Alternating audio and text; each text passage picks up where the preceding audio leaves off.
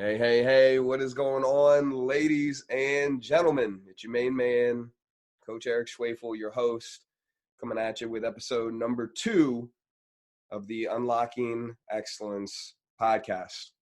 Okay, so Unlocking Excellence. We've only had one episode so far, and what does excellence even mean, and why excellence, right? Everybody says, let's try to be perfect, let's try to be great, let's try to be good enough, but why excellence? Well, it really calls to me. See, here's the thing is I've spent a lot of my life working on this thing about perfectionism, right? Trying to be as perfect as you possibly can, doing everything right.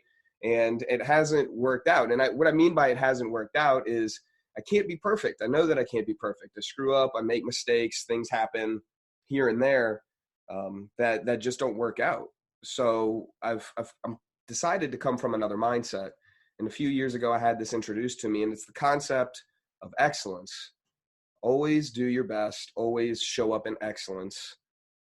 Don't worry about trying to be perfect.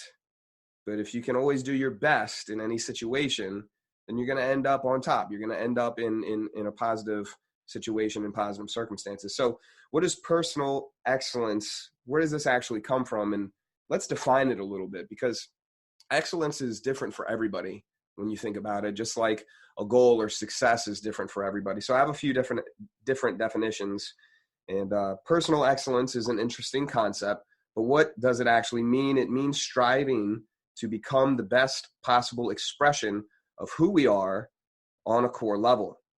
Okay, that comes from a blog called Advanced Life Skills. And I have another one here that says human excellence could be defined as those human qualities that make a person outstanding, exceptional, superior, or in one word, the best of one's kind in any field of human activities.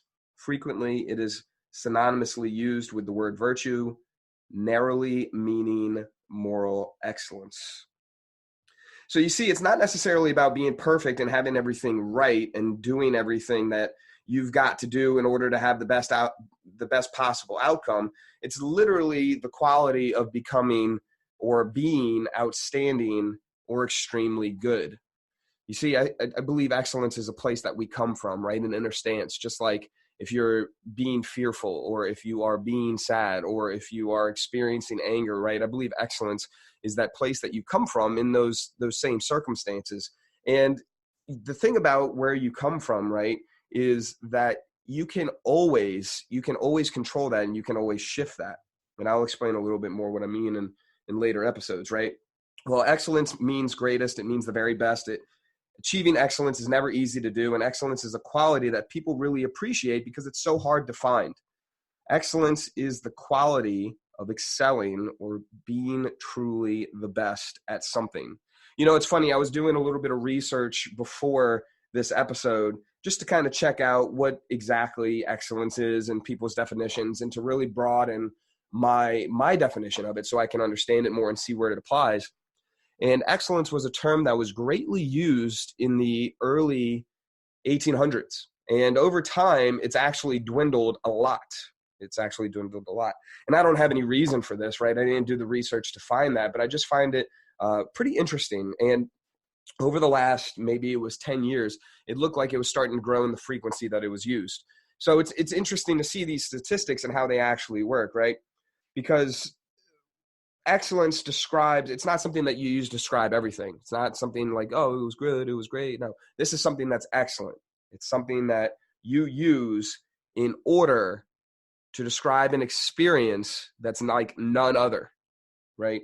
So what are some keys to excellence? We got to define this thing a little bit more, especially if you don't have a definition, we can start making it a little bit more known, right? So we can start acting from this place. So some keys to excellence would be integrity. I'm going to have a podcast on integrity and how important it is. It, for me, is another word for discipline, doing what you're supposed to do when you're supposed to do it, how it's supposed to get done.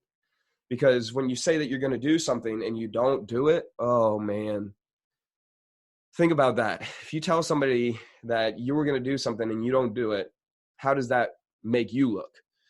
I would say untrustworthy, not reliable. That person might not make the agreement to do something with you in the future because they know, hey, this person isn't as trustworthy as I once thought. They're not coming from a place of excellence. They're coming from another place. Integrity means being transparent. Integrity means being honest. There's just so many things. Oh, I'm excited for that next podcast. So the keys to excellence, the first one, of course, is integrity. The second one, failure leads to success. It's learning from your mistakes. It's having a growth mindset. You see, excellence isn't just one thing. It's composed of many. One of those things is a growth mindset, not the victim or the scarcity mindset.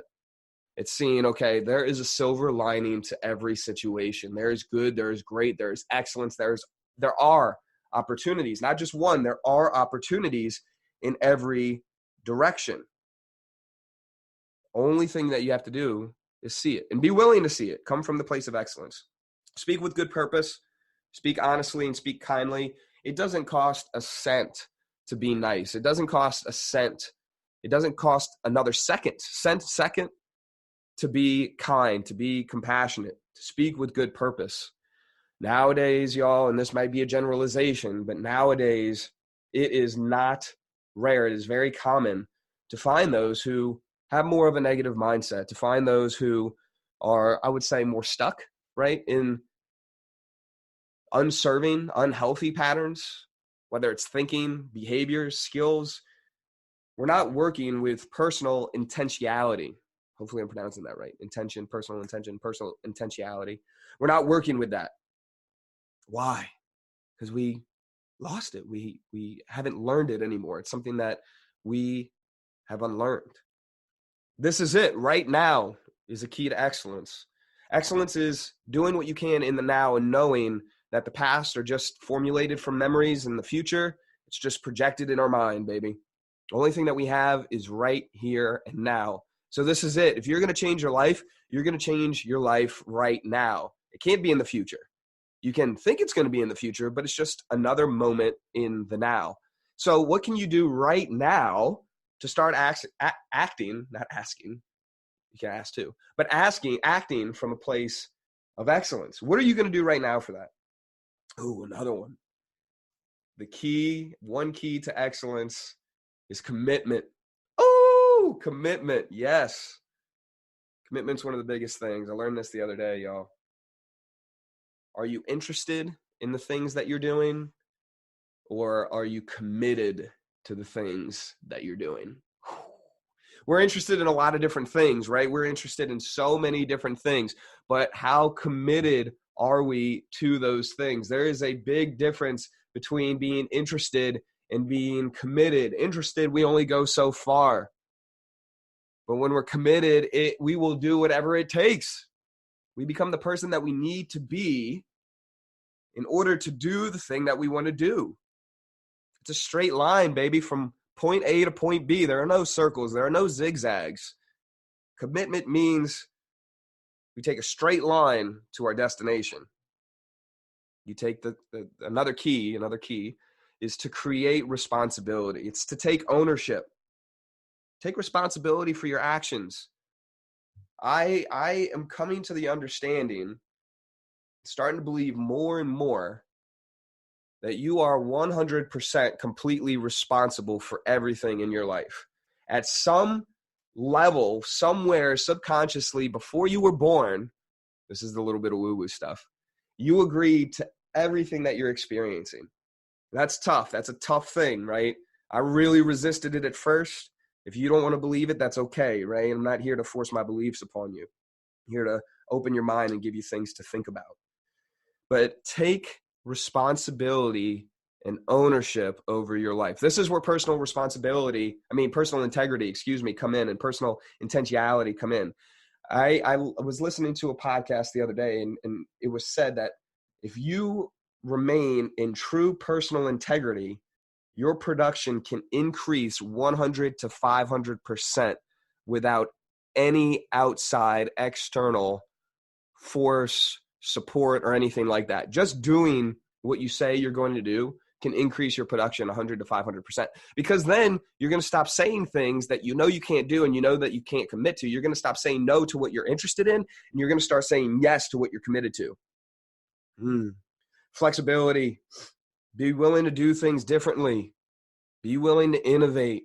Be willing to get creative, to get resourceful. Be willing to do things differently than what other people have done them. In today's world, there's not a lot of originality left, but there's plenty of creativeness. There's plenty, what am I saying? Of course, there's still a lot of originality. Look at all the apps that are happening right now, right?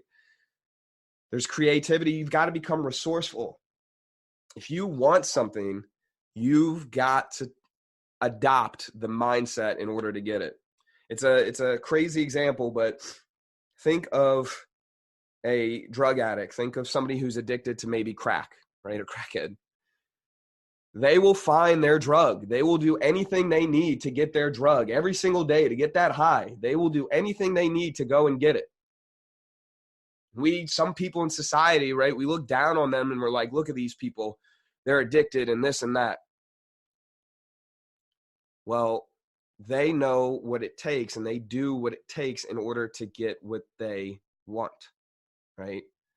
Now, I'm not saying go and become a crack addict, and I'm not saying go and try hard drugs or anything like that.